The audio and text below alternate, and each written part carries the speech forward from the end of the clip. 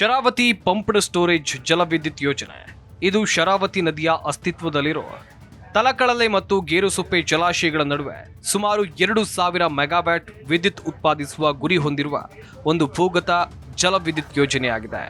ಈ ಯೋಜನೆಯು ವಿದ್ಯುತ್ ಬೇಡಿಕೆ ಹೆಚ್ಚಿರುವ ಸಮಯದಲ್ಲಿ ಗೇರುಸೊಪ್ಪ ಜಲಾಶಯದಿಂದ ತಲಕಳಲೆ ಜಲಾಶಯಕ್ಕೆ ನೀರನ್ನು ಪಂಪ್ ಮಾಡುವ ಮೂಲಕ ಕಾರ್ಯವನ್ನು ನಿರ್ವಹಿಸುತ್ತೆ ಮತ್ತು ನಂತರ ವಿದ್ಯುತ್ ಉತ್ಪಾದಿಸೋಕೆ ನೀರನ್ನು ಮತ್ತು ಕೆಳಗೆ ಹರಿಯೋಕೆ ಬಿಡುತ್ತೆ. ಈ ಯೋಜನೆಯು ಪರಿಸರ ಸಂಘಟಕರು ಮತ್ತು ತಜ್ಞರ ಕಡೆಯಿಂದ ಅರಣ್ಯ ನಾಶ, ಜೀವ ವೈವಿಧ್ಯ ನಷ್ಟದ ಕುರಿತು ಭಾರಿ ವಿರೋಧ ವ್ಯಕ್ತವಾಗಿತ್ತು. ಆದರೆ ಇದಕ್ಕೆ ಕೇಂದ್ರ ಸರ್ಕಾರದಿಂದ ಕಂಟಕ ಶುರುವಾಗಿದೆ. ಯಾಕೆ ಅಂತ ಈ ಸ್ಪೆಷಲ್ ರಿಪೋರ್ಟ್ ಅಲ್ಲಿ ನೋಡ್ತಾ ಹೋಗೋಣ.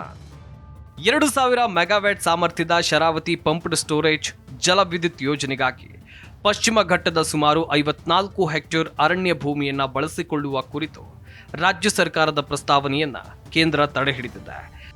ಪರಿಸರ ಕಾಳಜಿ ಮತ್ತು ಅರಣ್ಯ ಕಾನೂನುಗಳ ಉಲ್ಲಂಘನೆ ಹಿನ್ನೆಲೆಯಲ್ಲಿ ಪರಿಸರ ಸಚಿವಾಲಯದ ಅರಣ್ಯ ಸಲಹಾ ಸಮಿತಿಯ ಸದಸ್ಯರು ಶರಾವತಿ ಪಂಪ್ಡ್ ಸ್ಟೋರೇಜ್ ಯೋಜನೆಯ ಪ್ರಸ್ತಾವನೆಯನ್ನ ಮುಂದೂಡುವ ನಿರ್ಧಾರವನ್ನು ತೆಗೆದುಕೊಂಡಿದ್ದಾರೆ.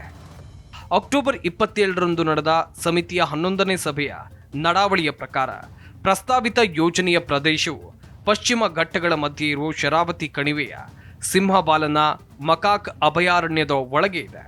ಈ ಯೋಜನೆಗಾಗಿ 15,000ಕ್ಕೂ ಹೆಚ್ಚು ಮರಗಳನ್ನು ಕಡಿಬೇಕಾಗುತ್ತೆ. ಅವುಗಳಲ್ಲಿ ಹಲವು ಮರಗಳಿಗೆ ಜಾಗತಿಕ ಜೀವ ವೈವಿಧ್ಯ ತಾಣಗಳಲ್ಲಿ ಒಂದಾದ ಪಶ್ಚಿಮ ಘಟ್ಟಗಳೇ ಮೂಲವಾಗಿದೆ. ಅರಣ್ಯ ಪ್ರದೇಶಗಳು 0.5 ಮತ್ತು 0.2ರ ಮೇಲೆ ಮೇಲಾವರಣ ಸಾಂದ್ರತೆಯ ಜೊತೆಗೆ ಪರಿಸರ ವರ್ಗ 1 ಮತ್ತು ಪರಿಸರ ವರ್ಗ 3ರ ಅಡಿಯಲ್ಲಿ ಬರುತ್ತೆ ಅಂತ ಸಮಿತಿ ಹೇಳಿದೆ. ಈ ಪ್ರದೇಶವು ಉಷ್ಣ ವಲಯದ ಆರ್ದ್ರ ನಿತ್ಯ ಹರಿದ್ವರ್ಣ, ಅರೆ ನಿತ್ಯ ಹರಿದ್ವರ್ಣ ಮತ್ತು ಶೋಲಾ ಹುಲ್ಲುಗಾವಲಿನ ಕಾಡನ್ನು ಹೊಂದಿದೆ. ಇವು ಹೆಚ್ಚು ದುರ್ಬಲ ಮತ್ತು ಸಂಕೀರ್ಣ ಪರಿಸರ ವ್ಯವಸ್ಥೆಗಳಾಗಿವೆ. ಇವುಗಳನ್ನು ನಾಶಪಡಿಸಿದ್ರೆ ಮತ್ತೆ ಅವುಗಳ ಮೂಲ ಸ್ಥಿತಿಯನ್ನ ಪುನಃ ಸ್ಥಾಪಿಸೋಕೆ ಸಾಧ್ಯ ಆಗೋದಿಲ್ಲ ಅಂತ ತಿಳಿದು ಬಂದಿದೆ. ಸಿಂಹಬಾಲ ಕೋತಿಗಳ ಉಳಿವಿಗೆ ಅಪಾಯ. ಪ್ರಸ್ತಾಪಿತ ಯೋಜನೆಯ ಪ್ರದೇಶದಲ್ಲಿ ಸಿಂಹಬಾಲದ ಕೋತಿ, ಹುಲಿ, ಚಿರತೆ, ಸ್ಲಾತ್ ಕರಡಿ, ಕಾಡು ನಾಯಿಗಳು, ಕಾಡಿಂಗ ಸರ್ಪ, ಮಲಬಾರ್ ದೈತ್ಯ ಅಳಿಲು ಮತ್ತು ಇತರ ಅಪರೂಪದ ಪ್ರಭೇದಗಳ ಜೀವಿಗಳಿವೆ.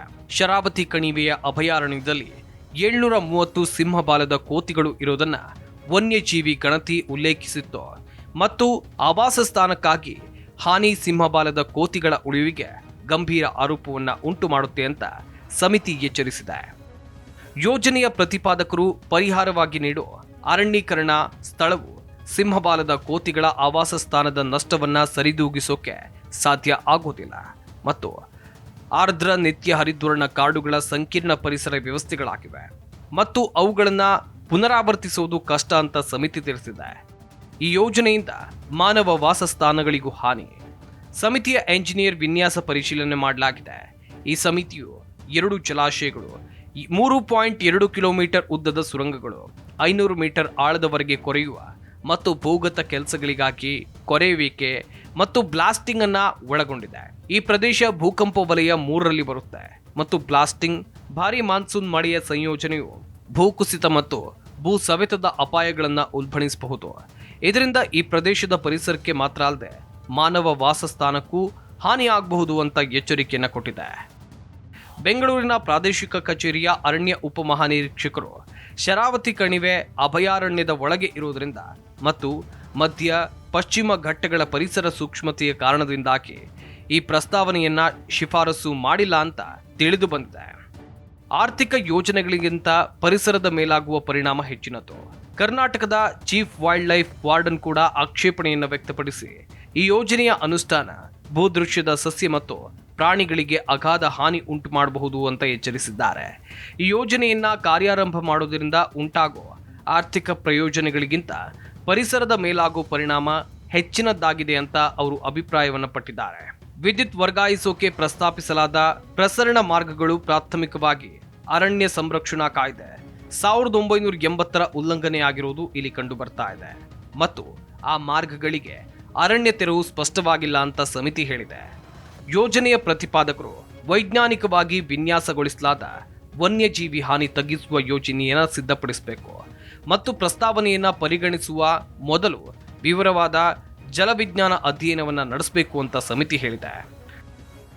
ಮರ ಕಡಿಯೋದನ್ನ ತಪ್ಪಿಸಬೇಕು, ಮರ ಕಡಿದ ಪ್ರಮಾಣವನ್ನ ಕನಿಷ್ಠ ಮಟ್ಟಕ್ಕೆ ಇಳಿಸಬೇಕು. ಚೀಫ್ ವೈಲ್ಡ್ ವಾರ್ಡನ್ನೊಂದಿಗೆ ಸಮಾಲೋಚನೆಯನ್ನ ನಡೆಸಿ ಅನುಮೋದಿತ ವನ್ಯಜೀವಿ ನಿರ್ವಹಣಾ ಯೋಜನೆಯ ಪ್ರಕಾರ ಯೋಜನೆಯ ವಿನ್ಯಾಸವನ್ನ ಅಂತಿಮಗೊಳಿಸಬೇಕು ಅಂತ ಎಫ್ಎಸಿ ನಿರ್ದೇಶಿಸಿದೆ. ವಿವರವಾದ ಚರ್ಚೆಗಳ ನಂತರ ಸಮಿತಿಯು ಪ್ರಸ್ತಾವನೆಯನ್ನ ಮುಂದೂಡೋಕೆ ನಿರ್ಧರಿಸಿದೆ ಮತ್ತು ರಾಜ್ಯ ಸರ್ಕಾರ ಹೆಚ್ಚುವರಿ ಮಾಹಿತಿ ಮತ್ತು ಸ್ಪಷ್ಟೀಕರಣ ನೀಡಬೇಕು ಅಂತ ಕೋರಲಾಗಿದೆ.